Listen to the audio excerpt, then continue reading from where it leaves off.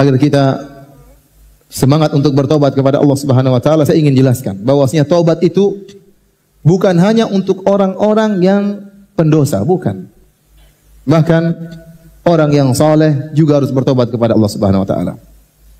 Ada 3 hal yang membuat seorang harus bertobat kepada Allah Subhanahu wa taala. Yang pertama, tentunya dosa-dosa.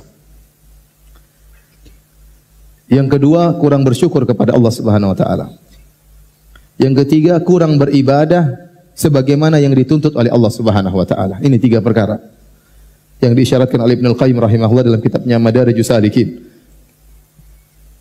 Yang pertama, karena dosa-dosa. Siapa di antara kita yang tidak ada dosanya? Contoh dosa yang tersebar, yang kita semua melakukannya, tapi kita remehkan, kita anggap biasa, kita ulang-ulang. Tapi Allah suruh bertobat dari dosa tersebut. Dosa tersebut adalah mengumbar pandangan. Allah sebutkan dalam surat An-Nur. Dan surat tersebut surat Madaniyah, bukan surat Makkiyah. Surat Madaniyah itu turun setelah Nabi berhijrah. Yang diajak berbicara oleh Allah adalah para sahabat yang mulia, orang-orang yang saleh. Berbeda tatkala fase Makkiyah. Surat Makkiyah turun biasanya konteksnya kepada orang musyrikin Arab yang kafir, yang mengingkari hari kebangkitan. Ini surat An-Nur, dalam surat tersebut Allah mengatakan, "Kullil mu'minina yaghuddu min absarihim wa yahfadhu furujahum wa yahfadhu furujahum dzalika azka lahum innallaha khabirum bima yasnaun wa kullil mu'minati yaghuddna min absarihinna wa yahfadhna furujahun."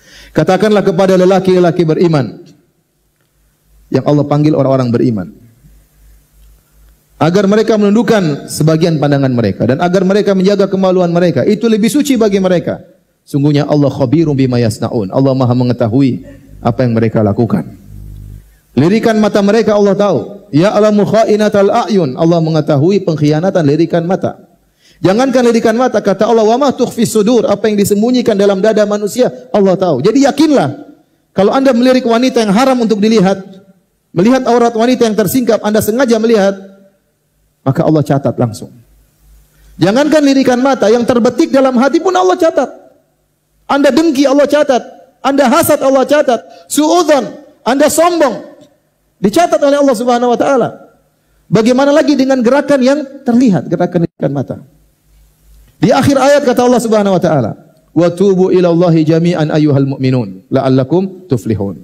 Maka hendaknya kalian seluruhnya bertobat kepada Allah, wahai orang yang beriman, semoga kalian beruntung. Kata Syekh Ibnu Utsaimin rahimahullah, ini ayat menunjukkan wajibnya seorang bertobat dari mengumbar pandangan. Sekarang siapa di antara kita yang bisa selamat dari dosa ini? Selamat punya HP ya pasti maksiat ya. Di jalan-jalan kita lihat maksiat. Iklan HP, HP-nya kecil, ceweknya gede. Iklan apa lagi? Iklan minuman, minumannya kecil, ceweknya apa? Gede. Semuanya cewek sekarang. Kita nggak lihat ya, pasti lihat. Ya. Kalau naik busway atau naik kendaraan umum, suruh tundukkan pandangan. Tundukkan ke bawah lebih parah daripada ke depan parah, bawah lebih parah. Astagfirullah, astagfirullah, lama-lama alhamdulillah. Siapa yang bisa menghindarkan dari dosa pandangan? Lihat HP, sekarang menonton ceramah YouTube nih, mau cari Ustadz Firanda YouTube. Sampingnya cewek-cewek. Kanan kiri kan, astagfirullah, alhamdulillah, astagfirullah. Subhanallah, benar. Kalau dulu orang bilang, kalau ingin selamat dari dosa jangan keluar rumah. Dalam rumah saja selamat. Sekarang tidak. Dalam rumah lebih bahaya. Berteman dengan HP. Selama internet jalan, sudah, lihat macam-macam. Ya. Terus kita tidak mau bertobat. Wong dosa pandangan saja banyak, kita lihat tiap hari. Bulan Ramadan, kita bermaksiat. Pahala puasa kita kena roaming. Gara-gara kita melihat hal tersebut. Terkadang roaming lokal, terkadang roaming internasional. Tergantung apa yang kita lihat. Belum kita bicara tentang dosa yang lain. Dosa yang berkaitan dengan telinga. Kita mendengar ghibah, namimah, kita mendengar adu domba dia. Kita ikut menyebarkan berita yang mengadu domba, kita menyebarkan berita yang buat orang berprasangka buruk, kita ikut menyebarkan hoaks, dusta. Di bulan Ramadan ikut-ikutan. Belum lisan. Lisan yang kita bicarakan, termasuk yang kita tulis, yang kita komentar. Betapa banyak kita komentar di media sosial. Kita maki-maki, kita tuduh-tuduh. Ini semua dosa. Setelah itu mungkin kita delete, tapi malaikat sudah mencatat, terlanjur dicatat malaikat. Mau diapain? Itu bukan dosa, itu dosa. Belum berkaitan dengan hati. suudzon, merendahkan orang lain, sombong, angkuh. Karena ada kesombongan kita merendahkan orang lain, tidak menghargai orang lain. Siapa sih dia? Itu merendahkan. Itu dosa. La yadkhulul jannata man kana fi qalbihi mithqalu dzarratin min kibr. Tidak masuk surga orang dalam hatinya ada kesombongan meskipun sebesar zarrah. Jadi untuk satu poin saja untuk wajib bertobat kita sudah melakukannya. Ini yang pertama, maksiat. Yang kedua, hal yang membuat kita wajib untuk bertobat adalah ternyata nikmat-nikmat yang Allah berikan kepada kita ini harus kita syukuri. Harus kita syukuri. Dan ternyata memang kita kurang bersyukur kepada Allah Subhanahu wa taala. Namun Allah Maha Pengampun. Makanya Allah Subhanahu wa taala berfirman, "Wa in ta'uddu nikmatallahi la tuhsuha. Innal insana ladzalumun kafar." Kata Allah, kalau kalian menghitung nikmat-nikmat yang Allah berikan kepada kalian, kalian tidak bakalan mampu. Nikmat terlalu banyak ya akhi, banyak. Sampai seorang ulama mengatakan, kalau Anda ingin tahu nikmat Allah, sekali-sekali Anda bangun di malam hari, kemudian atau di pagi hari, baru bangun tidur, tutup mata Anda, kemudian masuk ke toilet, cari mana odol, mana apa, sikat gigi, coba jangan melihat, biar Anda tahu nikmat mata itu luar biasa. Anda bangun, kemudian cari, ternyata Anda sikat gigi, ternyata pakai alat cukur, bagaimana? Nikmat pandangan luar biasa kita gunakan untuk maksiat. Kita kurang bersyukur kepada Allah dengan nikmat yang begitu banyak. Makanya Allah akhiri ayat tersebut dengan mengatakan, innal insana ladzalumun kafar. Sungguhnya manusia suka menzalimi diri mereka sendiri dan suka ingkar kepada nikmat Allah Subhanahu wa taala. Manusia apa sifatnya? Kata Allah, innal insana lirabbih lakanud. Manusia itu suka mengeluh. Kata Hasan Al-Basri, yazkurul masaib wa yansa ni'am. Yang dia ingat-ingat musibah-musibah yang menimpanya. Sementara nikmat-nikmat dia lupakan. Dia baru sakit sehari, sementara ini setahun penuh dia sehat, dia lupa. Aduh, saya begini, mengeluh terus kemana-mana ketemu orang mengeluh. Baru hari ini dia mungkin mobilnya macet, masuk bengkel, banyak kerjaan dia akhirnya terbengkalai. Dia marah-marah, dia ngeluh-ngeluh. Selama ini mobilnya lancar-lancar, tidak pernah dia ingat. Baru sehari diomelin sama istrinya. Biasanya tidak diomelin. Apalagi yang diomelin setiap hari. Jadi ada orang seperti itu yang dia kerjanya mengeluh. Dia kurang bersyukur kepada Allah. Makanya di ayat yang lain kata Allah, wa in ta'uddu, kalau tadi dalam surat Ibrahim, kalau sekarang dalam surat An-Nahl, kata Allah, wa in ta'uddu ni'matallahi la tuhsuha, innallaha laghafurur rahim. Kalau kalian menghitung nikmat-nikmat Allah, kalian tidak akan bisa menghitungnya. Sungguhnya Allah Maha Pengampun lagi Maha Penyayang. Allah tahu kalian tidak bakalan mampu untuk mensyukuri nikmat-nikmat tersebut. Makanya disyariatkan kita salat duha. Ya, kenapa ada 360 sendi? Siap kita bangun pagi sehat. Allah suruh kita salat, Nabi suruh kita salat 2 rakaat untuk mensyukuri nikmat tersebut. Untuk bayangkan kalau kita bangun pagi kemudian ternyata engsel kita sakit, luar biasa sakitnya. Itu nikmat yang terkadang sering kita rasakan tapi seakan-akan itu sudah tugasnya Allah. Seakan-akan memang Allah sudah tugasnya harus membuat saya, ya, padahal itu nikmat yang Allah berikan setiap hari. Allah perbarui, Allah perbarui, Allah perbarui. Tapi kita tidak merasakan hal ini. Perasaan kita seakan-akan ini kewajiban Allah, memang harusnya demikian. Sehingga kita akhirnya kurang bersyukur. Makanya di antara doa kalau kita keluar dari WC, apa doanya? Gufranaka. Gufranaka. Artinya apa? Ya Allah, aku mohon ampunanmu.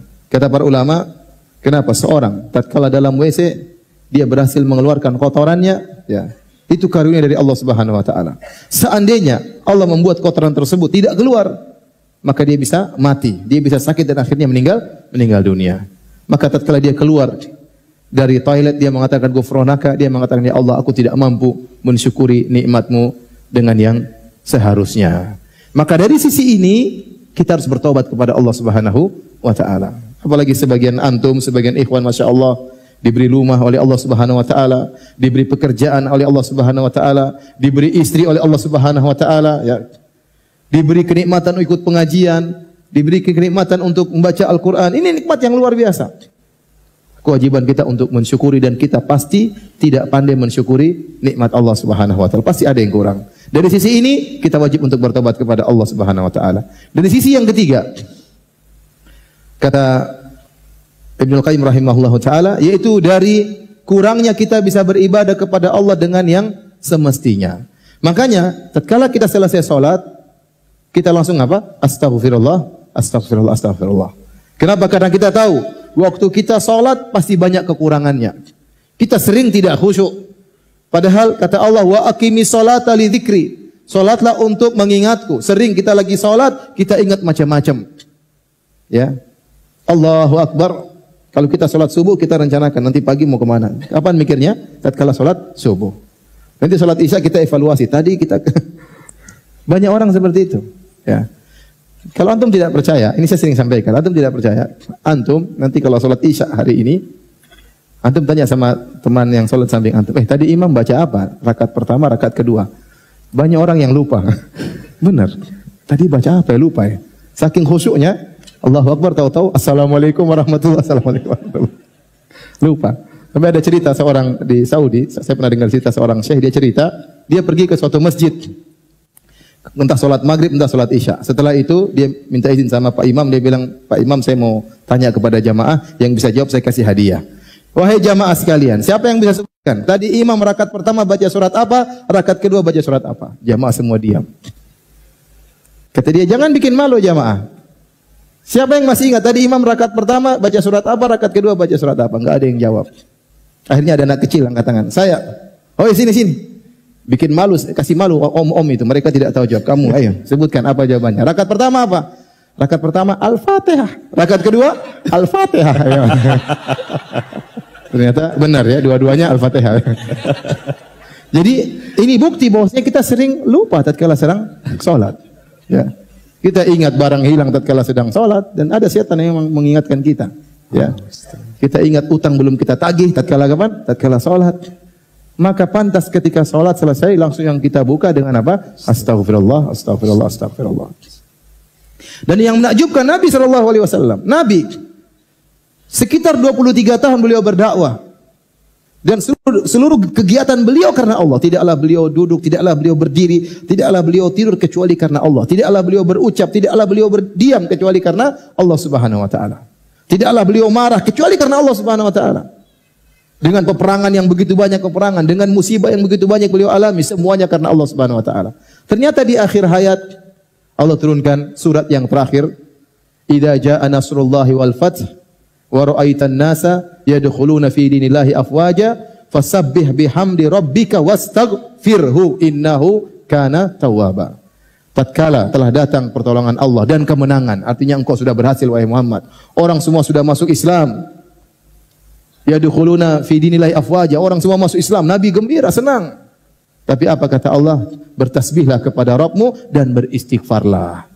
Di akhir hayat Nabi, sementara Nabi sudah begitu berhasil, Allah masih suruh Nabi untuk beristighfar. Maka setelah itu Rasulullah SAW kalau sujud atau ruku, beliau berdoa, Subhanakallahumma Rabbana wa bihamdika Allahumma ghufirli. Beliau beristighfar dalam ruku dan sujud beliau. Maksudnya apa? Dari sisi ini, ya, kita sadar bahwasanya ibadah kita ini sangat kurang. Kita kurang baca Quran, kita kurang salat malam, ya, kita kurang berzikir kepada Allah Subhanahu wa taala. Kalau salat juga pikirannya kemana-mana, ya. Kalau berzikir pikirannya kemana-mana, kita kurang mengagungkan Allah sebagaimana mestinya. Dari sisi ini pun kita harus bertobat kepada Allah Subhanahu wa taala. Dari sini kita sadar para hadirin dan hadirat bahwasanya kewajiban taubat itu bukan cuma orang-orang yang berdosa saja. Bahkan kita seluruhnya, siapapun dia, apakah dia ustadz, apakah dia ulama, bahkan Nabi saja bertobat kepada Allah Subhanahu wa taala, apalagi orang-orang yang selain mereka di bawah mereka.